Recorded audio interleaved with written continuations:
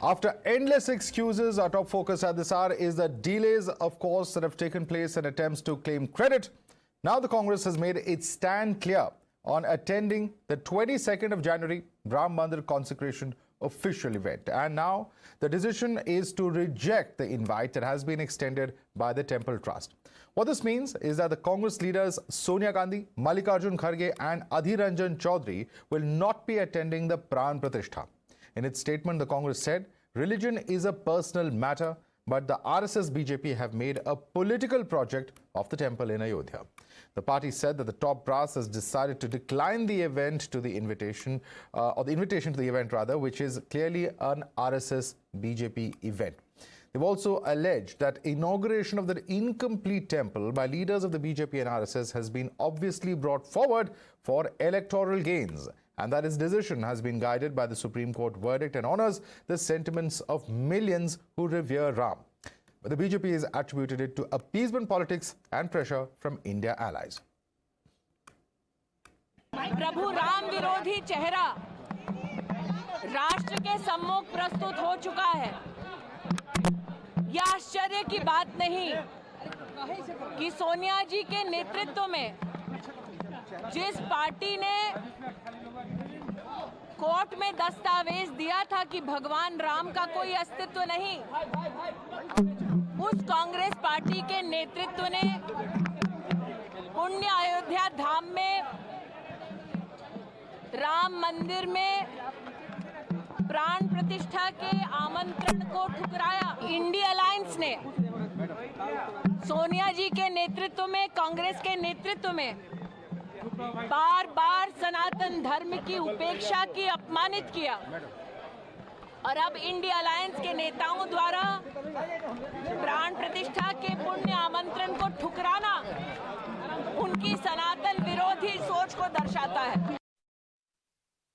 I don't want to explain anything. Sir जो statement दिया वही एक बार Everything is in that statement. Nothing more than that. in the statement it said that BJP RSS event it is turned Ayodhya. That is true. That is very much true. Actually, they make it as an election campaign. देखिए, धर्म आस्था का विषय है। भाजपा उसका राजनीतिकरण करना चाहती है। क्यों करना चाहती है? धर्म को आस्था का विषय क्यों नहीं रहने देना चाहती? आमंत्रण मिल रहा है, कौन जाएगा, कब जाएगा, ये भाजपा और बीएचपी थोड़ी तय करेगी। सर, लेकिन कांग्रेस को लेकर अब बीजेपी ये बोल रही है कि एक इनविटेशन दिया गया था जिसके लिए सैकड़ों लोग जो है वो इंतजार कर रहे हैं। कांग्रेस पार्टी के नेताओं को ये इनविटेशन मिला लेकिन उन्होंने मना कर दिया, तो इंसल्ट की गई है। भाजपा कौन सी ठेकेदार? भाजपा को ठेकेदार बनाया किसने? भाजपा को हम ठेकेदार नहीं मानते। सर, ये भी कहा जा रहा है कि अपीजमेंट पॉलिटिक्स करने की कोशिश की जा रही है 2024 से पहले, इसलिए ये इन्विटेशन को डिक्लाइन किया। भाजपा राजनीति करना चाहती है, उसकी इस घटिया राजनीति को लोग समझते हैं। 22 जनवरी के प्राण प्रतिष्ठा कार्यक्रम हेतु दिल्ली में कुछ एक विशिष्ट जनों को निमंत्रण हमने स्वयं जाकर दिया। उसके बाद में समाचार जगत से कुछ ये मालूम पड़ा कि शायद वो लोग नहीं आ रहे हैं। मुझे लगता है कि उनका मन परिवर्तन 21 तारीख तक हो जाएगा और वह इस कार्यक्रम में सम्मिलित होकर अपने सौभाग्य की वृद्धि को देखेंगे। मेरा सभी राजनीतिक दलों से अनुरोध है, 21 तारीख तक राजनीति कर लो भाई, 23 से फिर प्रारंभ कर लेना। 22 को राम जी का, रामलला की प्राण प्रतिष्ठा हो रही है। हम सबके जीवन का सबसे बड़ा दिन है, सबसे बड़ी दिवाली का दिन है, उसको मनाएं। And this has come close on the heels of SP Chief Akhilesh Yadav refusing to accept the invite as well. While Congress has refused the invite personally extended to them, Akhilesh's reason was that it was sent by someone who was not known to him.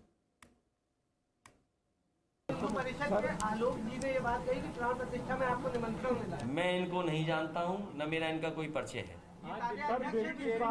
मैं नहीं जानता हूं, न मेरा कोई परिचय है, न मेरी उनसे कभी कोई मुलाकात हुई होगी। जो परिचय वाले हैं, हमारे व्यवहार में यही माना जाता है, जो परिचय जिनका होता है वही एक दूसरे को व्यवहार देते हैं। मैंने पहले उनका ये बयान पढ़ा था कि बुलाएंगे तो जाएंगे, तो बुलाया है। और अब मैंने ये बयान पढ़ा कि राम जी बुलाएंगे तो जाएंगे, तो अब मैं इस बात की उत्सुकता से इंतजार कर रहा हूं कि समाजवादी पार्टी को और उसके अध्यक्ष को राम जी बुलाते हैं या नहीं बुलाते हैं। नहीं बुलाएंगे तो फिर वहां की जनता को भी स्पष्ट हो जाएगा कि राम जी नहीं चाहते। Remember, both Akhilesh and his wife Dimple Yadav have in the past shown inclination towards attending this event. But when an invitation was actually extended, the SP chief has snubbed it. To add to the ambivalence, there are posters outside the SP office welcoming Lord Ram to Ayodhya. अतीत को पीछे छोड़ वर्तमान की परिस्थिति को महसूस करते हुए समाजवादी पार्टी में बड़े बदलाव की आहट पार्टी कार्यालय के बाहर लगे इस पोस्टर से समझी जा सकती है। आ रहे हैं हमारे आराध्य प्रभु श्री राम, जिस पर अखिलेश यादव हाथ जोड़कर खड़े हैं। पोस्टर ये बता रहा है और राम मंदिर उस पर बना हुआ है, ये बता रहा है कि समाजवादी पार्टी ने बदलती राजनीति को समझ लिया है। हालांकि अखिलेश यादव बराबर कहते हैं कि जब भगवान बुलाएगा वो जाएंगे। राम मंदिर की जो प्राण प्रतिष्ठा कार्यक्रम है उसमें शिरकत करने की डेट तो नहीं बताते, दर्शन करने जाएंगे या नहीं ये तो तय नहीं है। लेकिन अखिलेश यादव की पार्टी कार्यालय के बाहर अब प्रभु श्री राम का स्वागत करने के लिए पोस्टरबाजी जरूर शुरू हो गई है। आशुतोष सिंह है, पूर्व प्रदेश सचिव है समाजवादी युवजन सभा के, उन्होंने ये पोस्टर लगाया है। ये पोस्टर उस पार्टी कार्यालय के बाहर है जिस पार्टी के राष्ट्रीय महासचिव स्वामी प्रसाद मौर्य हैं, जो लगातार राम पर सवाल उठाते रहे हैं, सनातन पर सवाल उठाते रहे हैं और अखिलेश यादव की मूक सहमति भी उनके साथ है। उस पार्टी कार्यालय के बाहर ये पोस्टर लगाया गया है। With several India allies now making it clear that they will not be present at the consecration, the question now is, will their decision have an impact on the 2024 polls? For more of this, let's go across to Rakhi Rathore, our BJP spokesperson, in fact, who's joining us. Our panelists with us at the moment also are Asif Bamla, political analyst. Vinod Singh is a Congress leader. Ashutosh Mishra, senior journalist, with us. Ashutosh, let me begin with you, asking you a simple question. It is, of course, all happening in the run-up to the 2024 Lok Sabha polls. That's an allegation that is being made by the Congress party. But the bigger question is one of perception. And how will the Congress party be able to evade the perception that will naturally be built that at some level or the other, the BJP has repeatedly been talking about how the Congress is against the interests of Hindus and of Sanatan Dharma. How will that be countered, sir? So, Shankaracharya of Puri has also refused to attend the January 22nd Pran Pratishtha.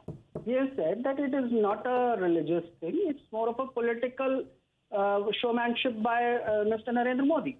It's very evident to any Hindu who believes in Ram that this mandir is being opened before even it has been completed. And as you have very rightly chosen the right, you have used the right word, narrative.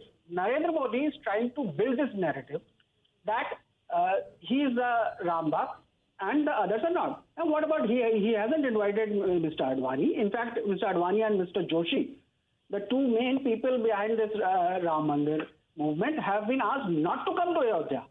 And Narendra Modi has been asking people not Actually, to... Actually, Ashutosh, to factually correct you, there was a news like that, but I think right after that news came out, they later went and invited Mr. Advani, just to keep the record factually correct. But carry on. So, yeah, and that was done after the news that Mr. Advani and Mr. Joshi have been told that they should not come because of their age. So it is very obvious that narrative is being built where people only who are there to tali bajao and thali bajao for Narendra Modi are welcome to Ayodhya on January 22nd. It's not a religious occasion at all. Even Iqbal Ansari has been invited.